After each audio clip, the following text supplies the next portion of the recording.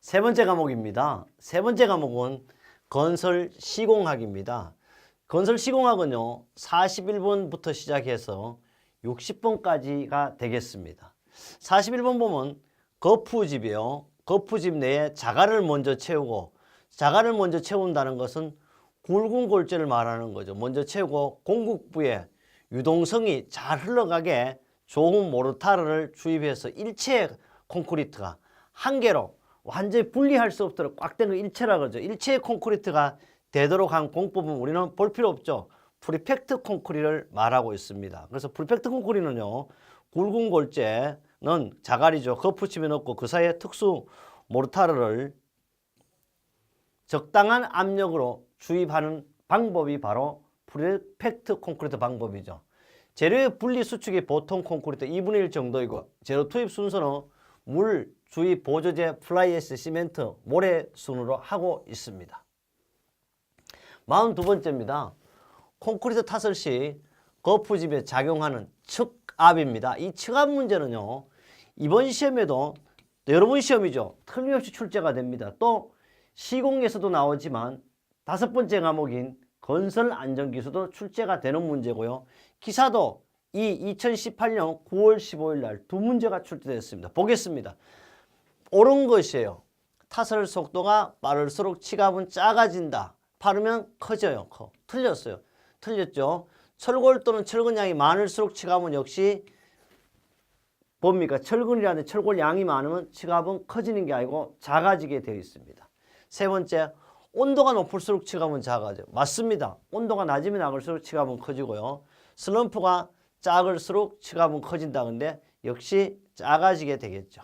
그래서 치갑에 영향을 주는 13가지 요건을 여기 다 담아 두었습니다. 바로 거푸집 단별이 클수록 치갑이 커요. 수밀성이 클수록 치갑은 커요. 거푸집 강성이 크면 치갑이 커요. 거푸집 표면이 평활하면 평활할수록 치갑은 커집니다. 그뿐 아니고 시공 연도가 좋을수록 치갑이 커지고, 철골 또는 철근 양이 많은 게 아니고 적어야 치갑이 커집니다. 외교 온도가 높을까야 아니고 낮아야 치갑이 커지고요. 타설 속도가 빠르면 빠를수록 치갑이 커집니다. 그래서 콘크리트 타설 속도가 너무 세게 하다 보면 바로 붕괴 사고 일어나는 거죠. 그래서 항상 타설 속도가 사실 문제죠. 너무 빨리 하면. 다짐이 좋을수록 치갑은 큽니다. 슬럼프가 클수록 치갑은 크고요. 콘크리트 비중이 클수록 역시 치갑이 커지고, 조강 시멘트 등 응결 시간이 빠른 것을 사용할 때도 치갑은 커집니다. 습도가 낮으면 치갑이 커지죠. 이 내용은 우리 교재 6-153 바로 건설 안전기술 부분에 있습니다. 이 내용은 2016년 5월 8일 산업기사, 2016년 10월 1일 기사, 2017년 5월 7일 산업기사. 이거 보세요. 2018년 9월 15일 기사와 산업기사에 동시에 출제되었지만, 기사는요 시공에서도 출제됐고 건설 안전기술에도 출제가 되었습니다. 43번째 문제가 되겠습니다. 43번째는 토질 시험을요, 물리적 성질 시험과 역학적 성질 시험으로 구분할 때 물리적 성질 시험에 해당되지 않는 것이에요. 물리적 시험의 대표적인 것은 사실 비중 시험이죠. 그 다음에 여기 보세요. 전단이라는 것은 이렇게 두 가지 있으면 잘라 뿌렸다예요. 이 자르는 걸 가지고 사실은 역학적이라기도 하기지만 사실 이거는 기계적인 시험 방법이에요. 답은 벌써 1번이 나왔어요. 액성 역시 물리적 시험의 방법이죠. 한 개. 함수량 역시 물리적 시험 방법이에요. 답은 바로 역학적 성질 시험은 직접 전단 시험인데, 이것은 전단 시험은 역학적 시험이기도 하지만 기계적 시험이라고 이렇게 세분해서 이야기할 수도 있습니다. 44번째 보겠습니다. 44번째는요. 토공 기계가 서 있는 위치보다 낮은 곳, 대부분 곳은 기계 서 있는 낮은 곳에 하죠. 넓은 범위의 굴착에 주로 사용되면 주로 수로, 골재 채취에 많이 이용되는 기계는 뭐냐? 바로 이걸 가지고 우리는 드래그 라인이 되겠습니다. 그래서 드래그 라인은요, 기계가 서 있는 낮은 곳에 굴착이 좋고 넓은 면적을 팔 수 있으나 힘이 강력하지 못해요. 만약 힘을 강력한다면 바로 여러분 포크레인 같죠. 포크레인. 그런 힘을 강력한 힘을 필 때는 이거 바로 백호를 사용해야죠. 백호를 사용합니다. 굴삭 깊이는 대개 8m 정도이고 선회각은 110도 정도까지 가능한 것이 바로 드래그 라인이 되겠습니다. 이것은 우리 교재 4-25쪽에도 있고요. 2017년 9월 23일 날 기사로도 출제가 됐었습니다. 45번입니다. 45번은요. 공동도급의 장점 중 옳지 않는 거예요. 그러니까 공동도급을 하면 장단점인데 장점이 아닌 것은 공동도급을 하면서 공사 이행의 확실성을 기대할 수가 있습니다. 둘째, 공사 수명의 경쟁 완화를 기대할 수도 역시 있고요. 일식 도급보다 경비 절감을 기대할 수 있다. 경비 절감이 바로 증가되는 것이 단점이 되겠습니다. 답은 3번 이렇게 딱 나올 수 있고요. 또 기술, 자본, 위험 등의 부담을 나눠 가지니까 당연히 분산시킬 수 있는 것이 공동도급의 장점입니다. 공동도급의 장단점이 있는데 장점은 뭐 융자력이 확실히 증가될 수가 있고요. 기술력도 확충될 수가 있고 위험이 분산됩니다. 공사 시공의 확실성이 가능하고요. 신용도가 증대되고 공사 도급이 경쟁이 완화가 되겠습니다. 단점이 있다면 한 회사의 도급 공사보다 경비가 증대되는 것이 단점 되겠습니다. 이놈은 장점이 아니고 뭐다? 단점 3번 되겠습니다. 이 내용은 바로 우리 교재 4-12쪽에 공동도급으로도 나와 있지만 2017년 3월 5일, 2010 9월 23일, 2018 4월 28일은 기사로도 출제가 되었습니다. 46번째입니다. 건설 시공 분야의 항우. 지금은요, 바로 2019년이지만 2100년이라든지 뭐 이렇게 갈 때 향후 발전 방향이 옳지 않는 것은 뭐냐 하면 건설 시공 분야 모든 분야는요, 친환경 시공화가 사실 돼야 되겠죠.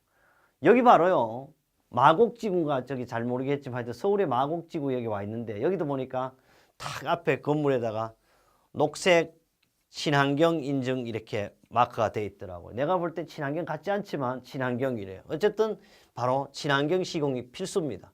시공 역시 사람이 필요하지만 기계화가 돼야 되겠죠. 공법은 습식화 하면 안 돼요. 바로 건식해야 되죠. 습식, 물 때문에 문제잖아요. 그래서 답은 3번입니다. 그 다음에 이제 계속해서 보도록 하겠습니다. 역시 재료의 프리팹화가 돼야 되겠죠. 그 다음에 좀 더 건축식의 현대화 방안을 볼 것 같으면 새로운 경영 기법의 도입 및 활용을 해야 합니다. 그 다음에 작업의 표준화, 단순화, 전문화가 이루어져야 되고 재료의 바로 건식하죠. 바로 건식공법합니다. 우리가 뭐해서 습식화로 해서 이놈이 틀렸죠. 답이. 그 다음에 기계 시공이라든지 시공본법의 연구 개발을 해야 되겠고 건축 생산의 공업화, 양산화, 프리팹화가 이루어져야 되겠다.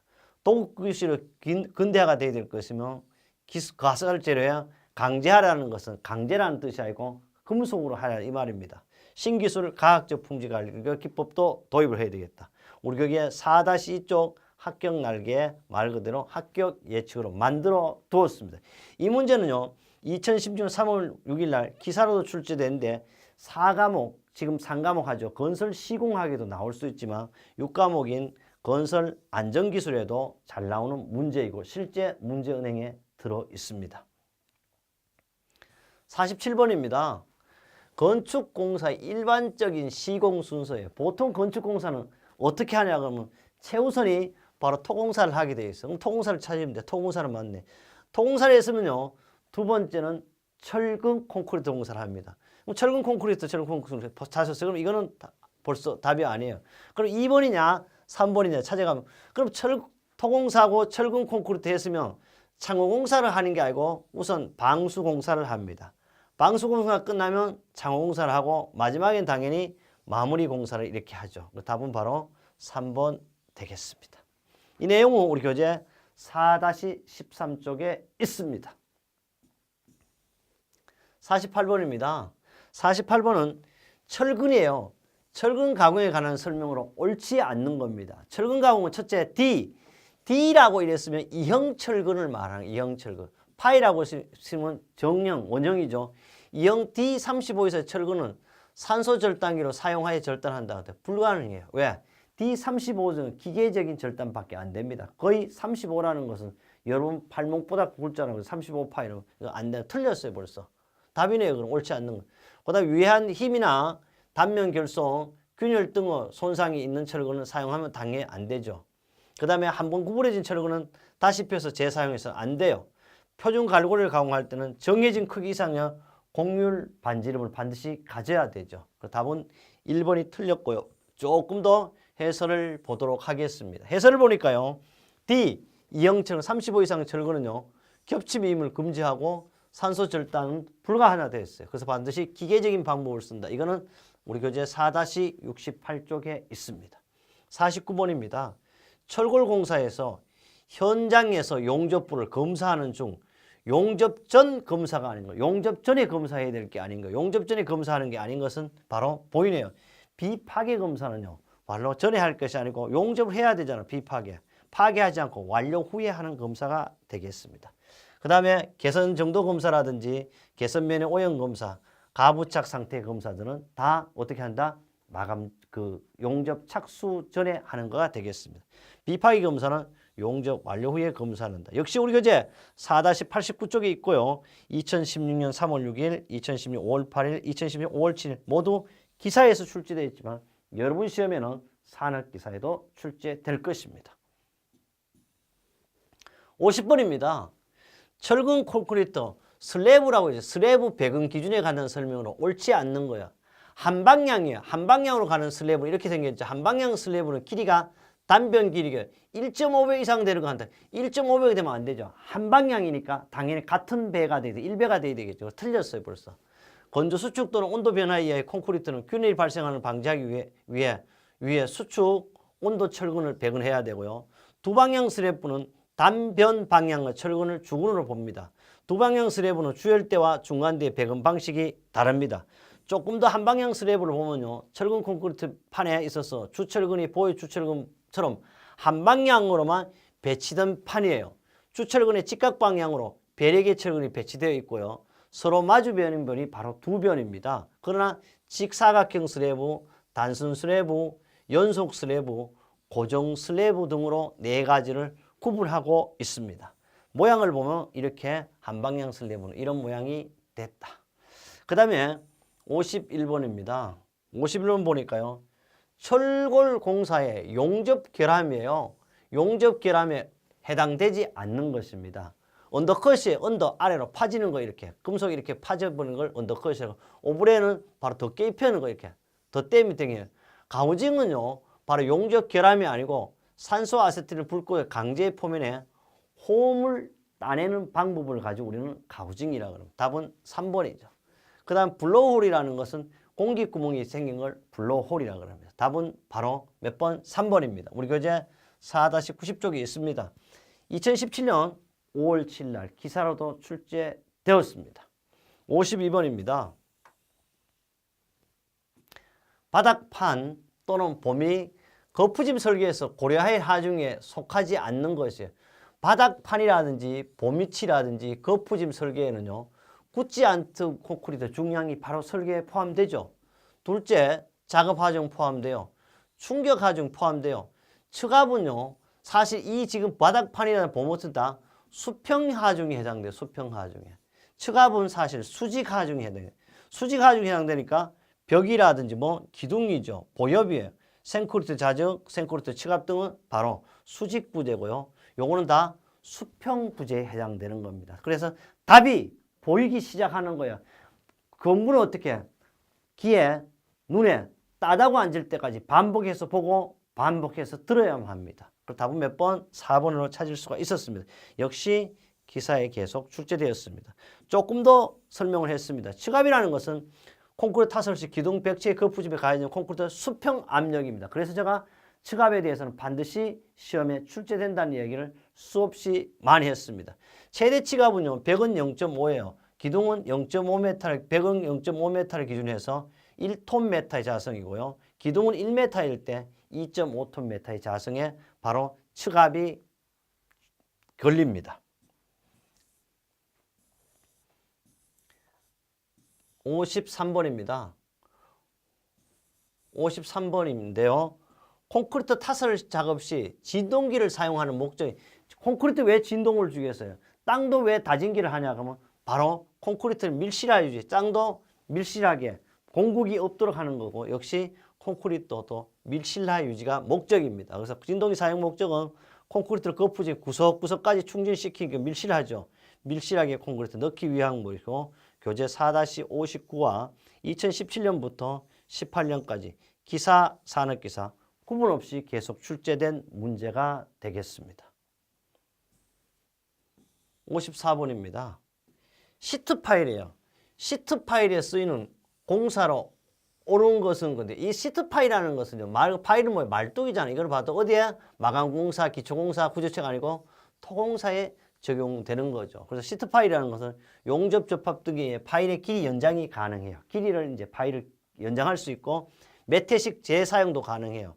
적당한 보호 처리하면 물 위나 아래에도 수명이 길죠. 그래서 이것은 어디에? 토공사에 적용하는 방법이 바로 시트 파일.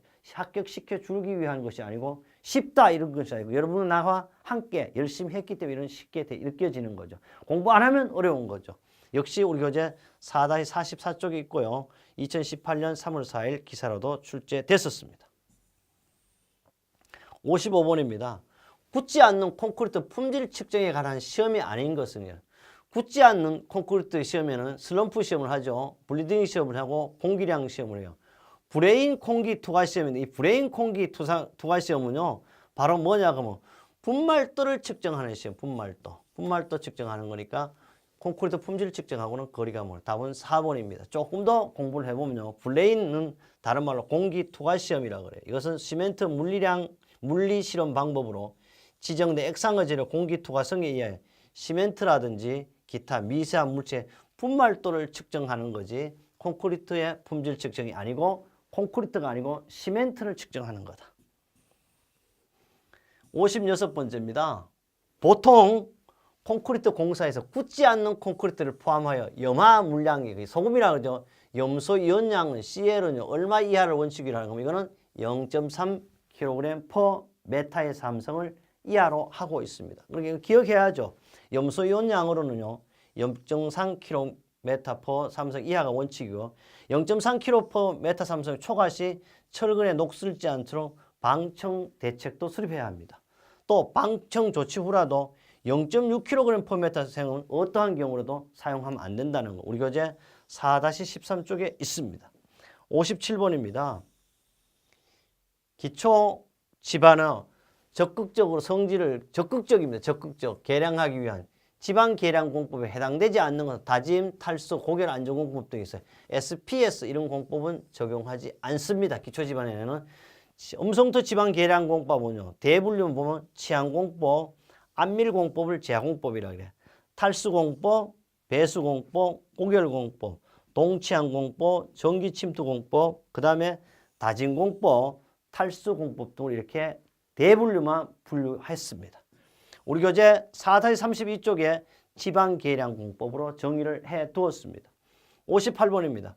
콘크리트 공기량에 관한 설명으로 옳은 것이에요. 맞는 것은 어느 거냐 묻습니다. 대개 모든 시험은 틀리는 걸 물었는데 맞는 것입니다. 공기량 투하는요.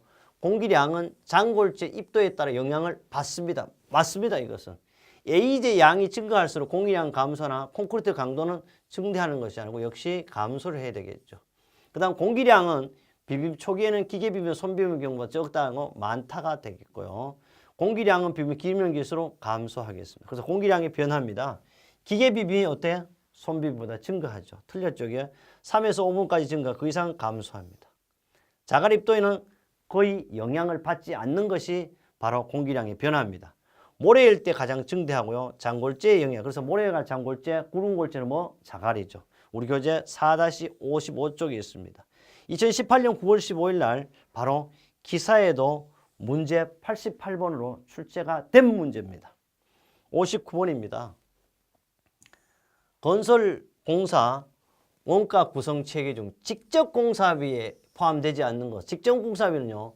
자재비, 바로 노무비, 경비를 가지고 이 세 가지를 직접 공사비를. 이거는 말 그대로 일반 관리비가 되겠습니다. 답은 2번입니다. 우리 교재 4-5쪽 합격 날개, 합격 예측에 있습니다. 60번인데요. 60번은 엄청 많이 나오는 문제죠. 기존 건물의 파일머리보다 깊어요. 깊은 건물을 건설할 때 지하 수면의 이동이 일어나 기존 건물 기초에 침하나 이동이 예상될 때 지하에 실시하는 보강 공법이 뭐냐면 바로 옆 건물을 보조하고 옆 건물의 안전을 지켜주기 위해 하는 공법이 바로 대표적인 게 언더피닝 공법이죠. 아래 한도 언더잖아. 그래? 언더피닝 공법. 그래서 기존 건물 가까이 구조물 축소할 때 기존 건물의 지방과 기초를 보강하고자 하는 공법이 바로 언더피닝 공법이죠. 그 반대가 바로 역구축 공법이죠. 탑다운이죠. 지하 구조물을 지상에서 점차 지하로 지금 완성시키는 고체 흙막이 공법이 되겠습니다. 이 내용은 4-23쪽에 있었고요. 2017년 3월 5일 날 산업기사로도 출제되었습니다. 우리 이렇게 했어요. 3과목을 마무리했습니다. 4과목 때는요. 바로 건설 재료학입니다.